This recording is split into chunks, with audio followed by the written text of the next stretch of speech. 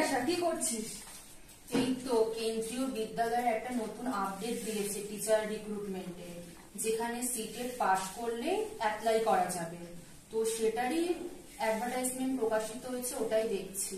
আচ্ছা, তো CTET clear আছে? না, সিটেট ক্লিয়ার নেই তো, সেজন্যই ভাবছি এখন কি করব। তাহলে তুই চিন্তা করছিস কেন? সিটেট এর জন্য প্রিপারেশন নে, আর এই সুযোগ তো আবার একবার আসবে না? আচ্ছা, আমার তো বিএড চলছে, তাহলে আমি বিএড করতে করতে কি সিটেট এর প্রিপারেশন নিতে পারবো? হ্যাঁ, সিটেট এর প্রিপারেশন তুই নিতে পারবি। আর এই তো তোর জুলাই মাসেই এক্সাম আছে সিটেট এর।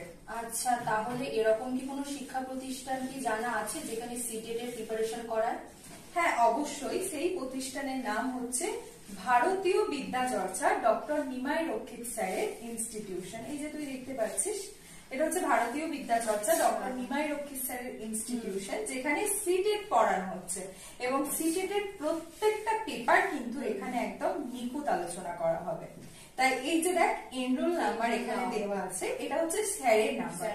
তুই কল করলে কিন্তু এই নাম্বার দেখে কল করবি, কারণ এখন ভারতীয় বিদ্যা চর্চার নামে অনেক ফেক ইনস্টিটিউশন রয়েছে। ঠিক আছে, তাহলে অবশ্যই যাচাই করে নিবি যে এটাই ডক্টর নিমাই রক্ষী স্যারের ইনস্টিটিউশন কিনা।